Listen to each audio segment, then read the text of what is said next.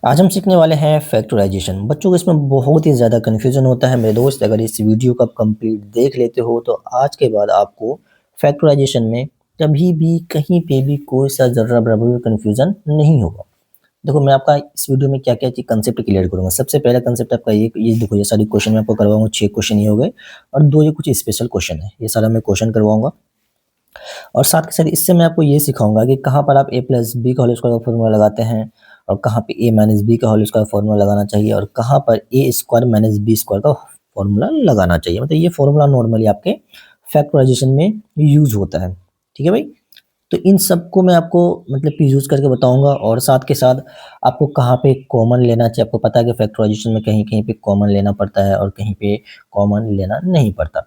तो कहाँ पे कॉमन लेना है, कहाँ पर नहीं लेना है, कहाँ पर ये आइडेंटिटी यूज़ होगा और कहाँ पे यूज़ नहीं होगा। तो ये सारा चीज़ आपका ये 6 से 8 क्वेश्चन में आपका क्लियर हो जाएगा।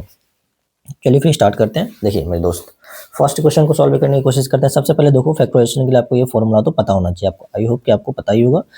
ए प्लस बी का होल स्क्वायर क्या होता है मेरे भाई? आप क्या बोलोगे? A square plus 2ab plus B square, ये फॉर्मूला होता है, इसको याद रख लीजिए।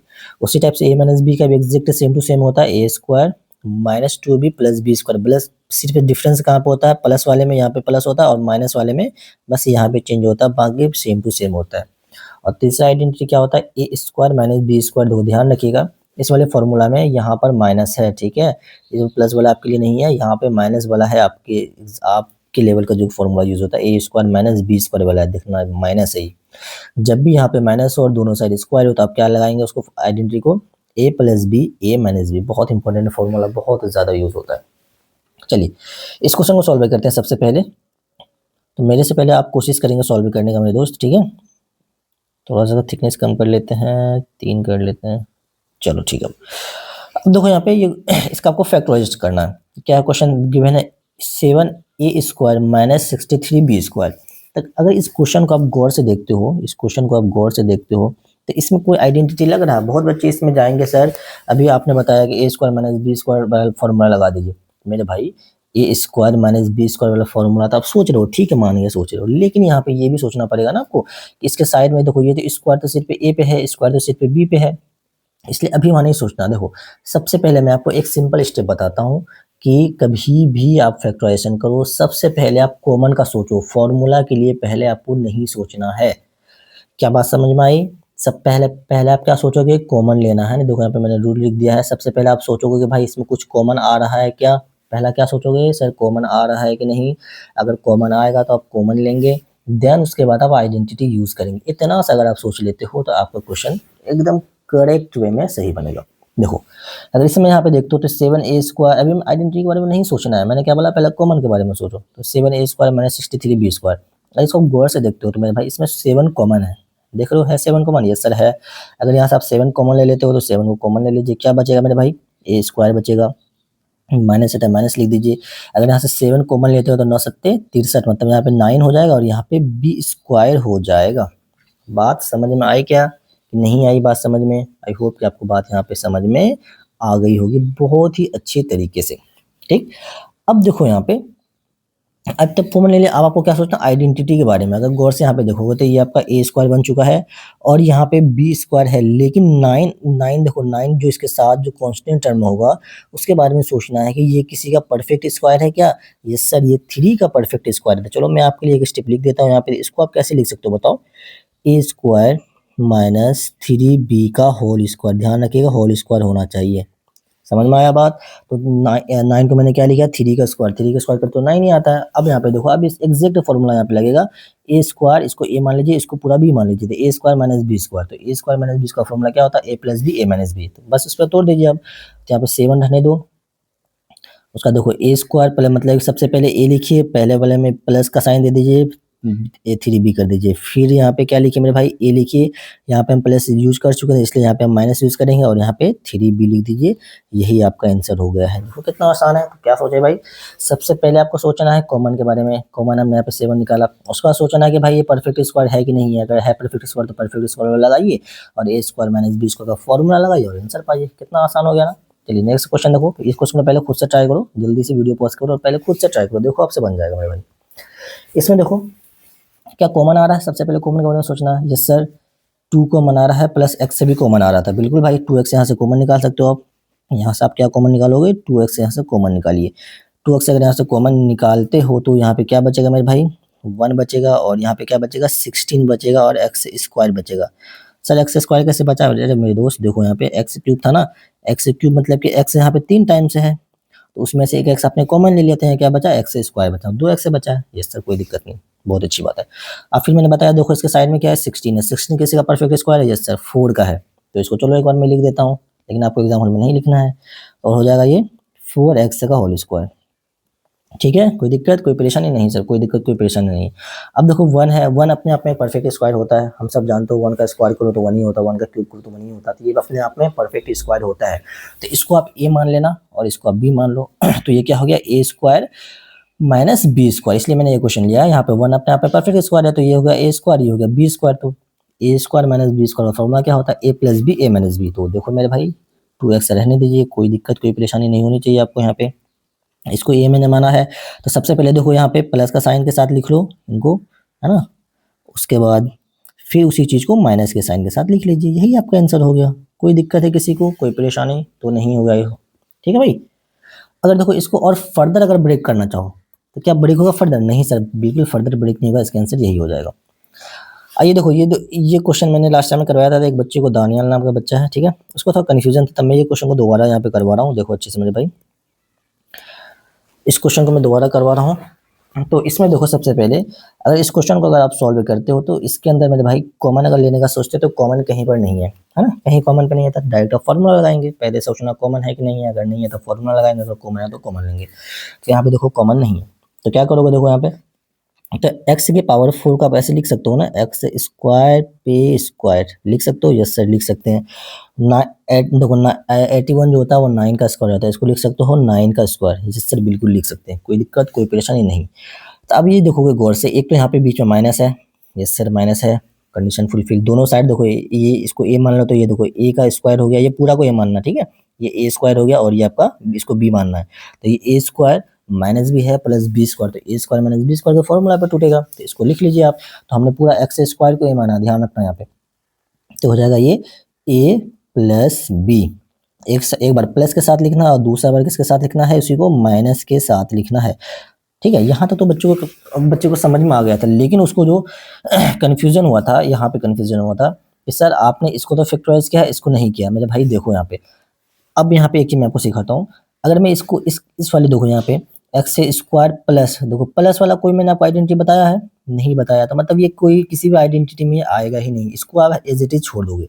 लेकिन अगर यहाँ पे देखोगे तो माइनस आ गया है और ये स्क्वायर है साइड में, और यहाँ पे आप 3 का स्क्वायर कर दोगे तो 9 हो जाएगा। मतलब कि इसको कैसे लिख सकते हो आप, एक्स स्क्वायर माइनस 3 का स्क्वायर लिख सकते हो, जैसे लिख सकते हैं। तो यहाँ देखो इसको ए मान लो, इसको बी मान लो, तो ए स्क्वायर बीच में माइनस है तो बी ए स्क्वायर माइनस बी स्क्वायर, तो ए स्क्वायर माइनस बी स्क्वायर का फॉर्मूला पे टूटेगा।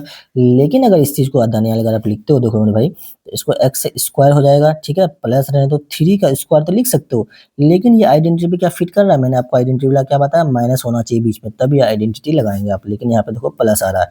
इस वजह से आप इसमें से एक को ही फैक्टराइज करोगे। कोई किस वाले को फैक्टराइज करोगे सर, बस सेकेंड वाले को जिसके साथ माइनस है। देखो इसको फैक्टराइज कैसे करोगे, एक्स स्क्वायर प्लस इसको 9 रहने दीजिए, इसको आप क्या लिख सकते हैं मेरे भाई, इस वाले को आप यहाँ पे लिख सकते हैं एक्स स्क्वायर माइनस 3 का स्क्वायर लिख सकते हो, बिल्कुल लिख सकते हैं सर। इसको एक बार और लिख लीजिए, तो देखो ये हो ये आपका हो गया ए स्क्वायर माइनस बी स्क्वायर बन गया। तो इसको ब्रेक डाउन कर दीजिए अच्छे से, तो ये एक्स स्क्वायर प्लस 9 रहने दो और यहाँ पे लिख लीजिए ए प्लस बी, मतलब एक्स प्लस 3 और एक्स माइनस 3। ये सिंपल सा क्वेश्चन है इसका। आई होप कि आपको ये क्वेश्चन समझ में आया होगा। नेक्स्ट क्वेश्चन देखोगे, क्वेश्चन नंबर 4 है ये। तो इस क्वेश्चन को सॉल्व मेरे ख्याल से मैं आपको ये होमवर्क दे दूं, आप इसे होमवर्क में कमेंट करके बताइएगा। आसान क्वेश्चन है, सबसे पहले इसमें कॉमन लेना है आपको, कॉमन लेने के बाद आपको आइडेंटिटी ऑटोमेटिक यहाँ पे लगता हुआ नजर आएगा, तो ये आप हमें आंसर बताइएगा सर कमेंट में। नेक्स्ट क्वेश्चन देखो मेरे भाई, इस क्वेश्चन में आपका आ चुका है 3 टर्म वाला, ये है आपका x square plus 8x plus 16। देखो सबसे पहले ध्यान दोगे हर जगह प्लस प्लस है, ठीक है। अब इसको देखो, अब अपने तरीके से इसको क्या सोच सकते हो, सर यहाँ पे क्या यहाँ पे कहीं भी तीनों में से कोई भी कुछ भी कॉमन आ रहा है, नहीं कॉमन नहीं आ रहा है। इसमें भी कुछ भी कॉमन आ रहा है, नहीं कॉमन नहीं आ रहा, तो कॉमन तो नहीं आ रहा, मतलब हमको आइडेंटिटी यूज करना है। क्या मुझे बताओ, ए स्क्वायर माइनस बी स्क्वायर का हमने आपको आइडेंटिटी इसमें लगेगा क्या? नहीं सर, इसमें तो बिल्कुल नहीं लगेगा यार, क्योंकि उसका तो कंडीशन देखो, ये उसका फॉर्मेट ही यही है, A square minus B square format है, ठीक है। तो ऐसा फॉर्मेट तो यहाँ पे है नहीं, तो वो A square minus B square formula आपका यहाँ पे नहीं लगेगा और कॉमन भी नहीं आएगा। अब एक स्टेप आपको आगे सोचना है। मैंने आपको बताया 3 फॉर्मूला, अब यहाँ पे ए प्लस बी का होल स्क्वायर आपके दिमाग में आना चाहिए, क्योंकि देखो हर जगह प्लस है, हर जगह क्या है, प्लस है, इसलिए आपके दिमाग में क्या चलना चाहिए, ए प्लस बी का होल स्क्वायर। तो इसको अगर आप गौर से अगर देखोगे, तो अगर मैं यहाँ पे देखो, मैं आपको समझाने के लिए लिख रहा हूँ, ये देखो, ये आपका, इसको ए स्क्वायर मान लो, इसको आप बी स्क्वायर मान लो। सर बी स्क्वायर कैसे मान लें? क्योंकि यार देखो 16 जो है, 16 एक परफेक्ट स्क्वायर, 16 क्या है, एक परफेक्ट स्क्वायर है। किसका परफेक्ट स्क्वायर है? 4 का परफेक्ट स्क्वायर है, ध्यान रखना। एक तो एक्स स्क्वायर तो ऑलरेडी गिवन है, और 16 भी किसका स्क्वायर है? 4 का परफेक्ट स्क्वायर है, इसलिए आप यहाँ पे इसको बी स्क्वायर मान सकते हैं, ठीक है। अब ध्यान रखिए इसको, चलो मैं आपको एक एक स्टेप ही पहला क्वेश्चन ना समझा देता हूँ। इसको एक्स स्क्वायर लिख लीजिए, और आपको पता है कि ये आपके दिमाग में आना चाहिए भाई, ये जो है 4 का स्क्वायर है, तो आपके फॉर्मूला में क्या आता है, A square plus 2ab plus B square, ये फॉर्मूला आता है ना, A plus B whole square में। तो ये देखो, ये ए स्क्वायर हो चुका है। अब देखो फॉर्मूला से यहाँ पे 2 लिख दीजिए, है ना, इस फॉर्मूला से ये 2 हमेशा आएगा। अब देखो ए का वैल्यू यहाँ पे क्या है मेरे भाई, ये आपका ए का वैल्यू है, कलर चेंज कर लो ना, हाँ। देखो यहाँ पे ये ए का वैल्यू है, तो ए का वैल्यू यहाँ पे क्या है, एक्स है, और ये आपका हो जाएगा बी का वैल्यू। बी का वैल्यू इसमें क्या होगा भाई, ये हो जाएगा 4 का स्क्वायर, ठीक है, ये 4 होगा बी का वैल्यू, 16 नहीं होगा, क्योंकि परफेक्ट स्क्वायर लेना होता है। तो ये देखो, ये बी का वैल्यू क्या हो जाएगा, 4 हो जाएगा। अब यहाँ पे लिख लीजिए 4 का स्क्वायर, समझ में आया? तो इस फॉर्मेट में देखो, इसको मैंने तोड़ दिया, A square plus B square plus 2ab। अब इसको अगर देखो मल्टीप्लाई आप करते हो तो बाद में वही आएगा, 4 दूना 8 एक्स, देखो एक्स स्क्वायर, 4 दूना 8 एक्स 8 एक्स, और 4 का स्क्वायर 16। देखो इसको ब्रेक डाउन करते हो तो ये जाके वहीं पे मिलता है ना, वहीं पे सेम टू सेम है, कोई चेंजिंग इस पर नहीं है। तो ये देखो, ये सिंपल किसका फॉर्मूला होता है, ये वाला A square plus 2ab plus B square, ये होता है भैया ए प्लस बी का होल स्क्वायर होता है। तो इसलिए भी आप इसको यहाँ पे डायरेक्ट भी लिख सकते थे कि ये जो फॉर्मूला है, ये x प्लस 4 का होल स्क्वायर है, x प्लस 4 का होल स्क्वायर है। तो आपको पता है अगर होल स्क्वायर होता है तो उसको आप 2 टाइम्स लिखते हैं, जैसे कि अगर मैं यहाँ पे एक्स स्क्वायर लिखूँ तो इसको, इसका मतलब क्या है भैया, एक्स यहाँ पे 2 टाइम्स है। इसी टाइप से देखो एक्स प्लस 4 पे स्क्वायर है, तो एक्स प्लस 4 कितने टाइम्स है, 2 टाइम्स है, तो इसको आप ऐसे लिख सकते हो, x plus 4 multiply x plus 4। तो ये आपका फैक्टराइजेशन हो गया। कोई दिक्कत है किसी को, कोई परेशानी नहीं है? बिल्कुल नहीं है। अब इस क्वेश्चन को देखो थोड़ा सा मैं समझाता हूँ। सेकेंड क्वेश्चन मेरे समझाने से पहले आप उसको खुद से पहले ट्राई करेंगे। सेम क्वेश्चन है, सेम फॉर्मेट है, सेम फॉर्मूला लगेगा। अब देखो यहाँ पे क्या है मेरे भाई, 7a स्क्वायर है, सॉरी 49 ए स्क्वायर है, 84 ए बी है, 36। अब देखो यहाँ पे एक चीज़ आपको समझ में आ गया भाई, ऐसा क्वेश्चन होता है डायरेक्ट है, ये लिख सकते हैं आप। तो इसमें आपके दिमाग में सबसे पहले ध्यान में क्या देखना है इस टाइप के क्वेश्चन को, कि ये किसी का परफेक्ट स्क्वायर है। यस सर, ये 7 का परफेक्ट स्क्वायर है। किसका है? 7 का परफेक्ट स्क्वायर 49, और ए तो ऑलरेडी है, तो इसको पूरा होल स्क्वायर पे लिख लेना, बीच वाला भी छोड़ दो आप।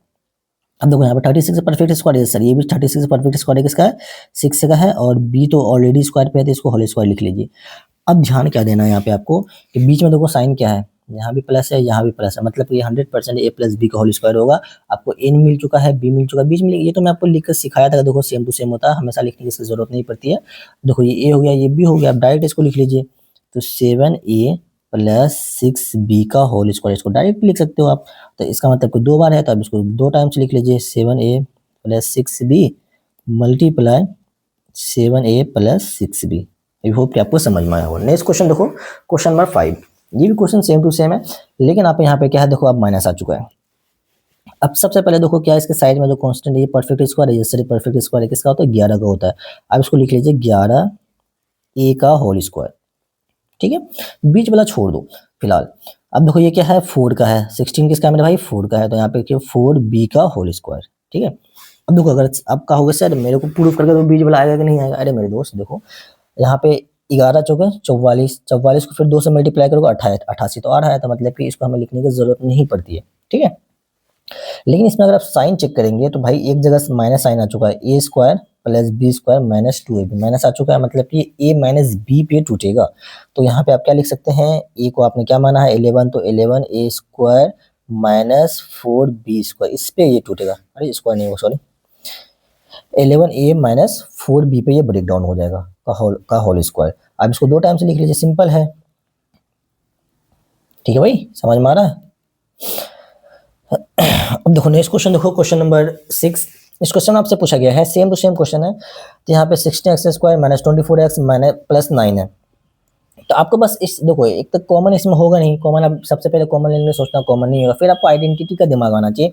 मैंने आपको ए माइनस बी होल स्क्वायर में बताया कि भाई इसमें क्या सोचना है, कैसे सोचना है। दोनों अगर स्क्वायर के फॉर्म में हो, बीच में अगर माइनस आ जाए तो मतलब आपको ए स्क्वायर माइनस बी स्क्वायर में जाना है।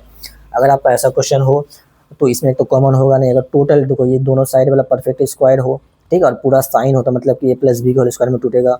उसी टाइप से देखो यहाँ पे दोनों साइड वाला परफेक्ट स्क्वायर हो और बीच में माइनस हो तो मतलब कि आपका किस में टूटेगा, ए माइनस बी के होल स्क्वायर में टूटेगा। इसको भी देखो सेम टू सेम प्रोसेस बनेगा।